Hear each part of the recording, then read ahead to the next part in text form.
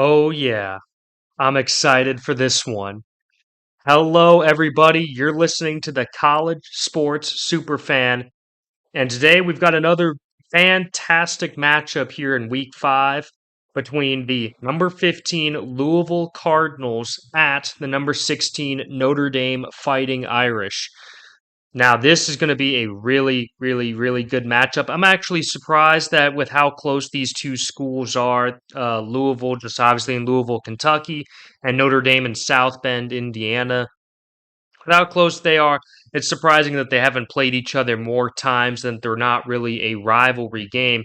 This possibly could be the best matchup between the two of them. Let me start with Notre Dame, and I'm just going to be honest, I'm just going to be blatant about it. Not very impressed with what I've seen with the team so far. Yes, even after these last couple of games, let me explain why. First off, I will say the Irish have bounced back since shockingly losing to Northern Illinois at home, where they were heavy, heavy, heavy favorites. I think it was well over 20-point favorites, and they lost at home, potentially losing their playoff aspirations. Now, they're currently at number 16. There's a 12-team playoff, so it's not the way it used to be. In the past, the last several years, losing that game would have basically been, okay, yep, they could go 11-1 and still not make it to the playoff because that is such a bad loss. But now and today, they still have a chance. But I got to be honest, that is a really, really, really bad loss. I don't even think Northern Illinois is even good enough to make it to the MAC championship, honestly, this year. And this past weekend really exposed that as the Huskies lost in overtime to Buffalo, who's one of the worst teams in the MAC. Not the worst, but they're close. They're one of the worst. So that loss now looks even worse for Notre Dame. So playing against Miami, Ohio, and Purdue, and yes, they absolutely decimated Purdue 66-7. But then they played Miami, Ohio, who again has not had a win yet. I think they're a solid team, but they're not supposed to be anywhere close to Notre Dame's caliber. And that game was only 28-3, and you started to see again a lot of the same things creeping up with Notre Dame. Maybe it's just against these MAC teams, I don't know. But you saw the same issues creep up with Notre Dame that you saw in the Northern Illinois game. Let me say this. They had turned the ball over twice against Miami, Ohio. They committed 8 penalties against Miami, Ohio. They had 5 penalties against Purdue. So they're still committing dumb penalties. And yeah, and the fact that they, did not lead in the time of possession, it's shocking that, they still won by a good size margin because they actually made use of the time they were on the field.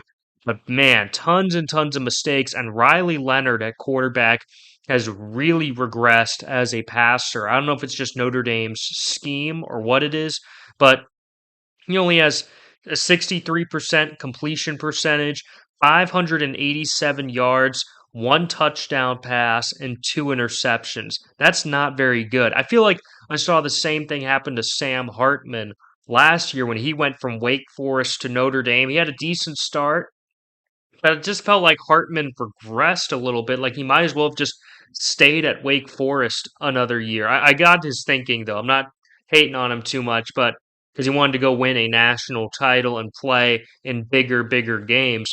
But still, it's almost like he regressed.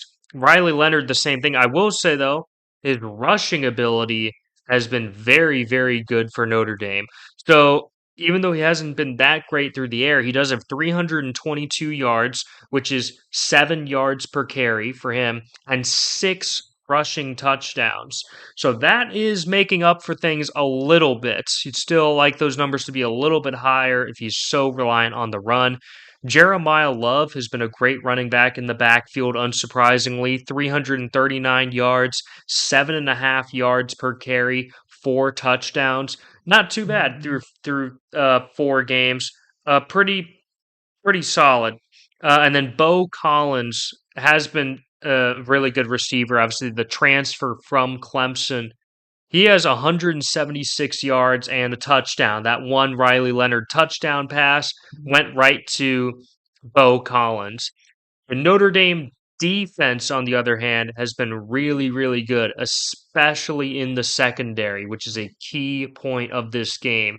Got guys like Benjamin Morrison back there, who's a lockdown cornerback. You've got Xavier Watts, who has 16 tackles and an interception on the year. So he's going to be very, very critical to this game, especially as we talk about Louisville and how effective the Cardinal have been through the air this season, how amazing Tyler Shuck has been.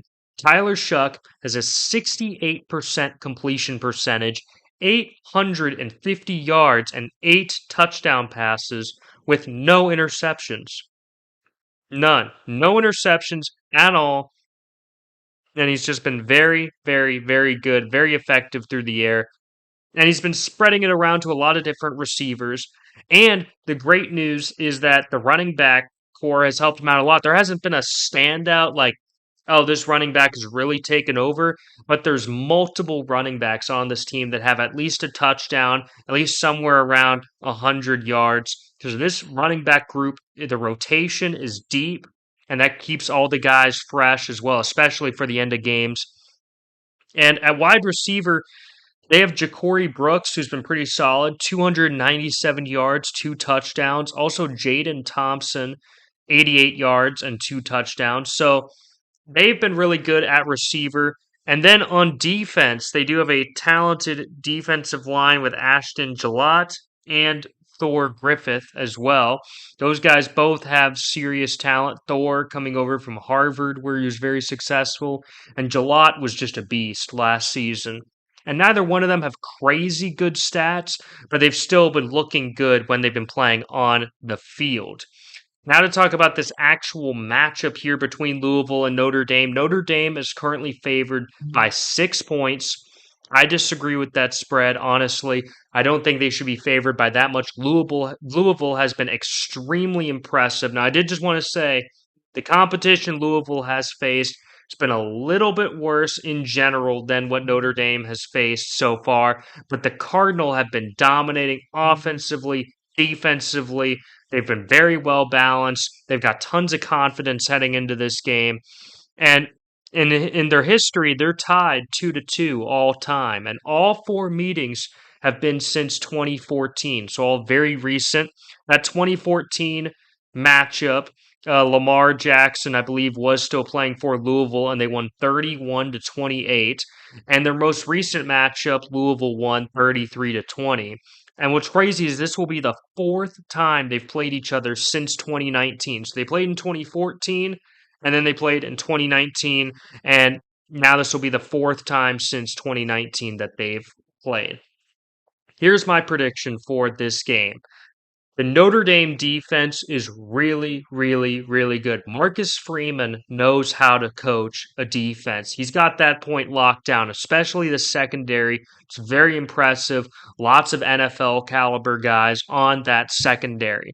But I am not impressed with the offense, and Louisville's defense is very, very good. They have a great defense in their own right. They have been playing with tons of confidence. They beat Notre Dame pretty handedly last season, so they've got the confidence knowing they can do it again.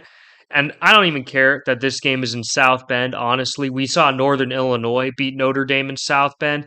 I've got Louisville winning this game by 7 because I think it will be close.